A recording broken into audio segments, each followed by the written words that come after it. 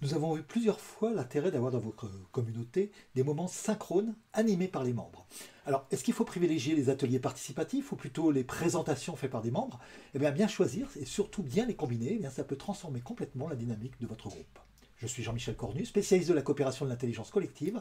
Et aujourd'hui, on va voir atelier participatif ou présentation par un membre, eh bien, deux formats pour un même objectif.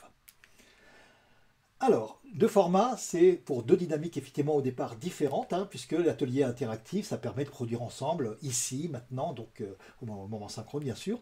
Et puis la présentation, eh bien, ça informe sur quelque chose qu'on connaît moins, ça inspire, ça transmet du savoir. Du coup, ben, les deux répondent à des besoins légèrement différents malgré tout, mais qui sont assez complémentaires, on a un peu les deux. Alors du coup, eh bien, quel format choisir selon le contexte? Si c'est un thème sur lequel il y a un de vos membres qui a un savoir particulier que la plupart des autres n'ont pas, eh bien dans ce cas-là, on va être plutôt dans une présentation. Mais si jamais la plupart des membres ont un petit morceau d'expérience, je prends un exemple, la gestion du temps par exemple, tout le monde est perdu, mais en même temps tout le monde a des petites astuces. Donc là on peut partager, et là un atelier participatif se justifie complètement.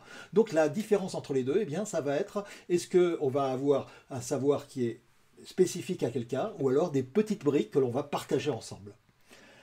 Alors du coup, l'intérêt aussi, c'est que l'on va pouvoir faire en sorte que même ceux qui ne participent pas eh bien, puissent bénéficier pour que votre communauté s'enrichisse.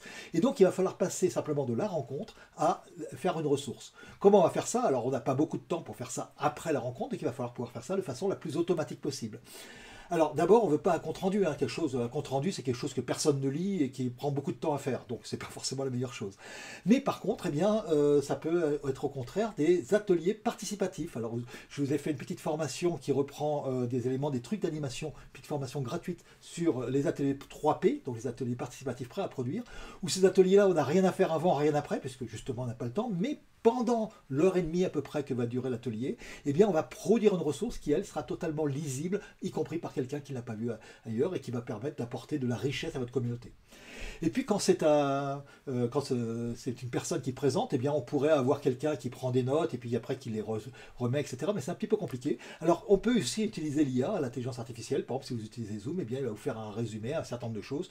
Et comme ça, eh bien vous avez pratiquement plus qu'à faire un copier-coller à la fin, et vous avez votre ressource. Donc il y a plusieurs façons, mais essayez de réfléchir à chaque fois s'il y a la possibilité dans votre atelier. Alors vous pouvez faire plein d'autres formes d'animation, hein. Par exemple, si vous faites des codev, donc vous allez aider quelqu'un, donc c'est des accélérateurs de projet aussi, on en a parlé dans ces trucs d'animation, eh bien posez-vous la question si vous pouvez quand même malgré tout essayer de trouver une façon astucieuse, soit avec des méthodes un petit peu comme dans les ateliers 3P, soit directement en utilisant l'intelligence artificielle pour arriver à faire des ressources qui vont enrichir l'ensemble de votre communauté et pas simplement les personnes qui ont participé.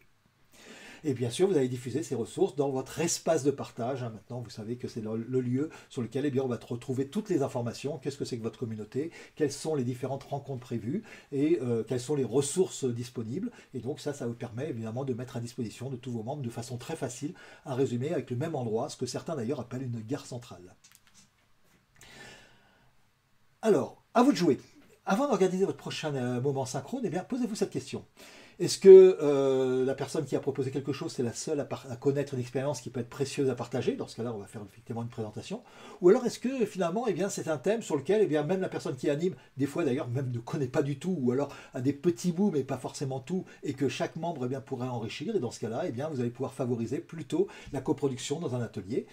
Et puis, ben, n'oubliez pas de réfléchir un tout petit peu sur comment la plupart de vos ateliers, ça sera peut-être pas toujours possible, mais la plupart de vos ateliers peuvent produire des ressources de manière à ce que chaque atelier synchrone eh bien, enrichisse de plus en plus à chaque fois votre communauté.